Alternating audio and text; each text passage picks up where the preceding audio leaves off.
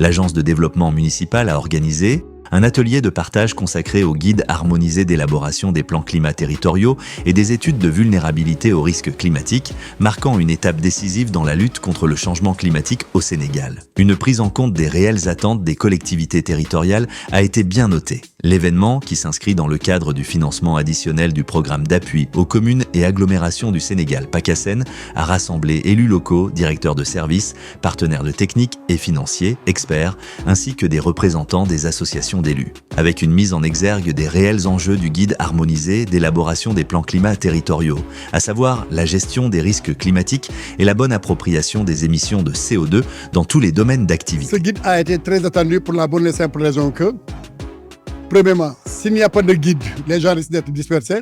Deuxièmement, si le guide n'est pas harmonisé, chaque collectivité risquerait d'avoir son approche.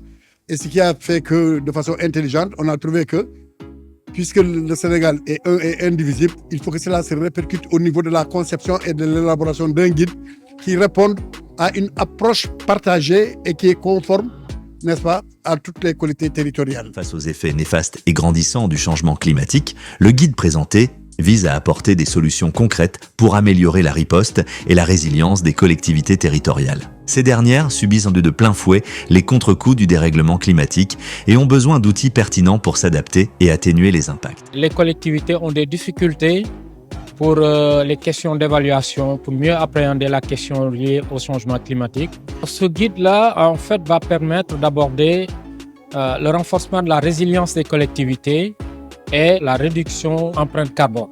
Alors, d'un côté, ça va être la réduction de la vulnérabilité. Ça va permettre un peu de gérer les risques actuels, mais aussi de pouvoir anticiper sur les risques futurs. Donc, par rapport à l'empreinte carbone, c'est d'identifier un peu les sources d'émissions pour les différentes collectivités et d'essayer de trouver des mesures correctives qui vont essayer d'abaisser un peu ces émissions-là. L'intégration des études de vulnérabilité aux risques climatiques dans ce processus a été soulignée comme un élément prépondérant. Ces études permettent, pour chaque territoire, d'identifier les populations et les secteurs les plus exposés et d'évaluer les risques potentiels afin d'apporter des réponses appropriées, avec une attention sur leur financement, à l'image de la ville de Rufisque. Maintenant que ce guide-là est en train ou bien a été élaboré, cela va permettre à ce qu'on puisse réellement capacité à créer un capital humain local qui pourra répondre spécifiquement aux différents impacts, aux différents aléas dans les zones affectées.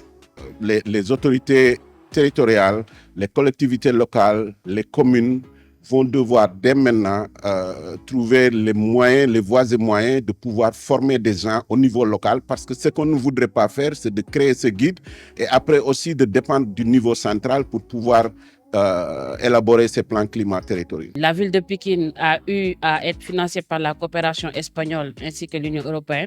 Déjà l'Union européenne pour l'élaboration de son plan climat et la coopération espagnole pour le déroulement de certains projets, à savoir la valorisation du TIFA Australis sur le Technopole. Là, on est en train de le dérouler. Il y a également la lutte contre l'inondation.